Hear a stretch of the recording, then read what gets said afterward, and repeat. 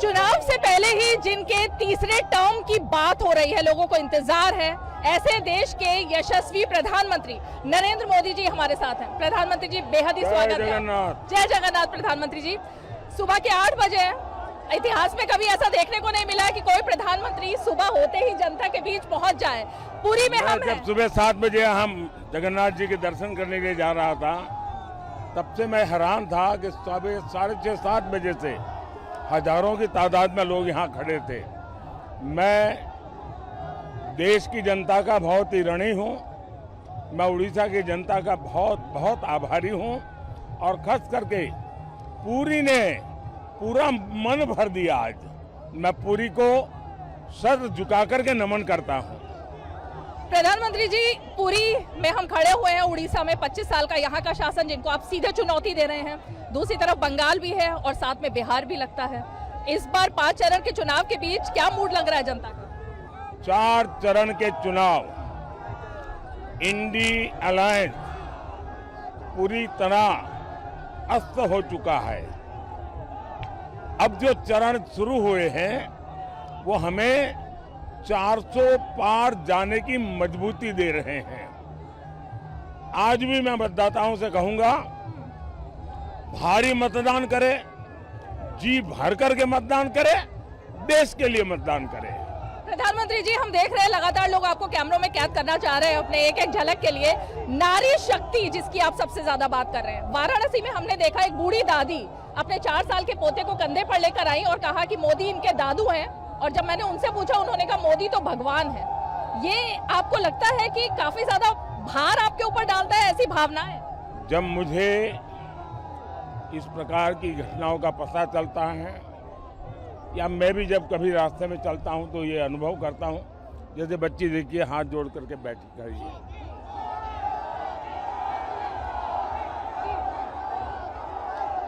ये चीजें किसी भी व्यक्ति को भावुक करने वाली है और पॉलिटिशियन के जीवन में शायद ये ऐसा रेयर हो सकता है कि इतना प्यार, इतना आशीर्वाद। और मैं देख रहा हूं कि भारत की नारी शक्ति आने 25 साल में भारत की गति के लिए 2 मैं बड़े निर्णायक फैक्टर देखता हूं। एक, हिंदुस्तान का पूर्वी हिस्सा यानी उड़ीसा, हमारा झारखंड, हमारा बिहार, हमारा बंगाल, ये हिंदुस्तान का पूर्वी इलाका है या पूर्वी उत्तर प्रदेश। ये एक बहुत बड़ा फैक्टर बनेगा जो ग्रोथ इंजन बनेगा। दूसरा, मेरे देश की नारी शक्ति, 50% नारी शक्ति, उनका जिस प्रकार से सामर्थ्य निकल करके आ रहा है। जब मैं कहता हूं मैं 3 करोड़ लखपति दीदी बनाऊंगा, तो मुझे लगता है कि मुझे कुछ नहीं करना पड़ेगा, सिर्फ अवसर देने हैं और मेरे गांव की बहनें लखपति दीदी बन के रहेगी, ये मेरा विश्वास है। जिस देश में इतनी सामर्थ्यवान मातृशक्ति हो, मैं गुजरात से आया हूं, हमारा पूरा जो डेयरी उद्योग है, आज अमूल जो दुनिया में इतना मशहूर है, उसकी पूरी ताकत महिलाएं हैं। पूरा उद्योग महिलाएं चलाती है। आप लिज्जत पापड़ देख लीजिए, दुनिया में ब्रांड है लिज्जत पापड़, पूरी तरह महिलाओं के द्वारा ड्रिवन है। इसका मतलब ये हुआ कि हमारे देश की महिलाओं में एक अभूतपूर्व सामर्थ्य है और अगर हम हमारी मातृशक्ति को, हमारी बहनों को अवसर दें तो देश की इकोनॉमी को एक नई ऊर्जा मिलेगी, नया नेतृत्व मिलेगा। और इसलिए मैंने G20 में आग्रह रखा है विमेन लेड डेवलपमेंट।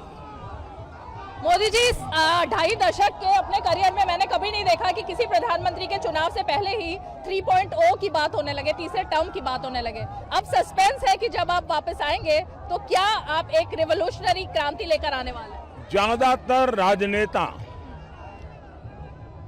सत्ता, पद, प्रतिष्ठा, उसी के इर्द गिर्द खोए रहते हैं। मैं उससे कोसों दूर हूं।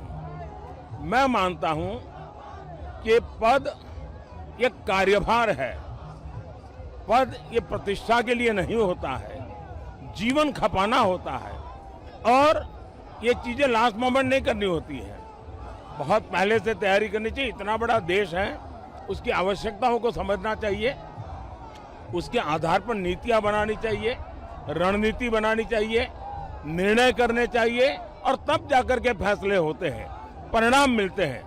और जब नीयत साफ होती है ना तो नतीजे भी शानदार मिलते हैं।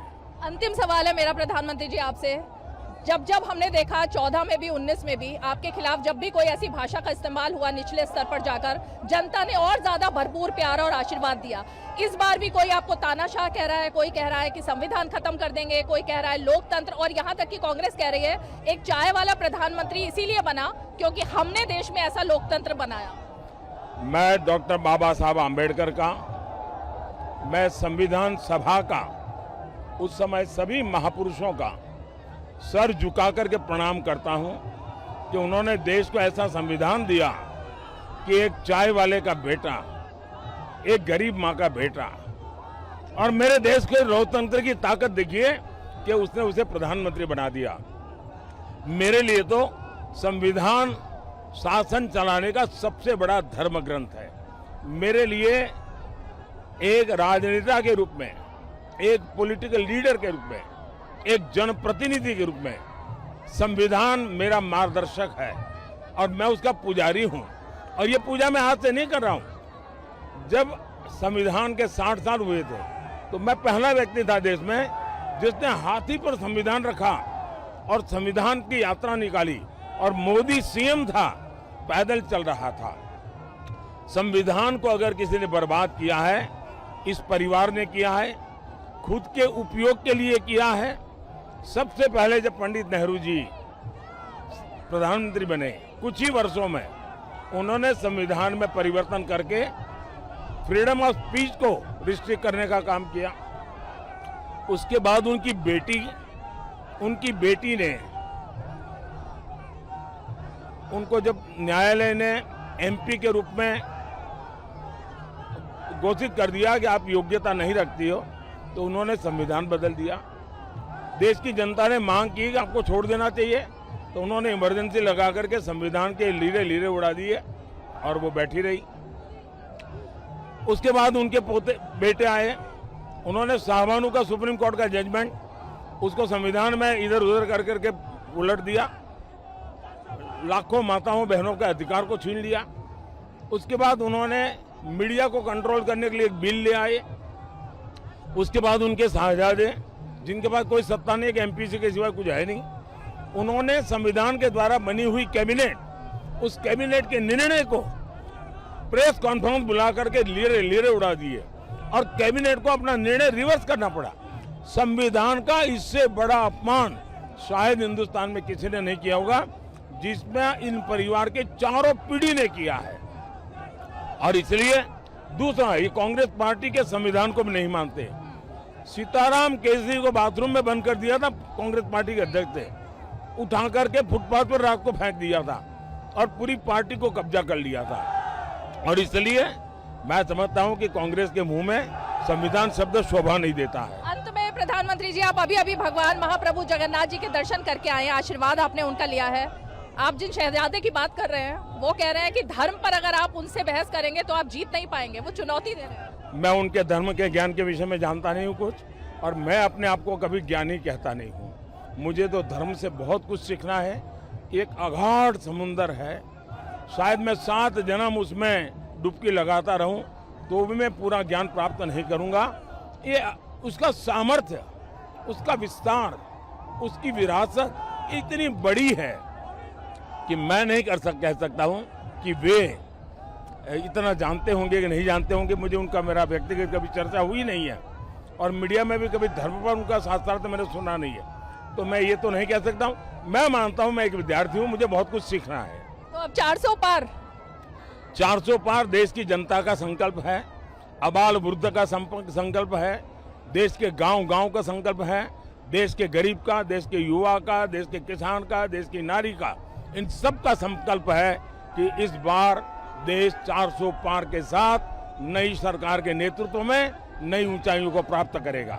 बहुत बहुत धन्यवाद। बहुत धन्यवाद। जी, इतने व्यस्त दूरदर्शन के दर्शकों को मेरा जय जगन्नाथ, भगवान जगन्नाथ की धरती से जय जगन्नाथ, और सबको मेरी बहुत शुभकामनाएं। बहुत बहुत शुक्रिया, आपने अपने व्यस्त कार्यक्रम और इतनी गर्मी से समय निकाला, बहुत बहुत शुक्रिया, बहुत बहुत शुक्रिया। तो प्रधानमंत्री नरेंद्र मोदी जो पूरी तरह आश्वस्त है अपने तीसरे टर्म को लेकर, और विपक्ष जो हमले कर रहा है उसके लिए भी उन्होंने एक एक कर जवाब दिया। कैमरा पर्सन राकेश कुमार के साथ रीमा पराशर, पुरी से DD न्यूज के लिए।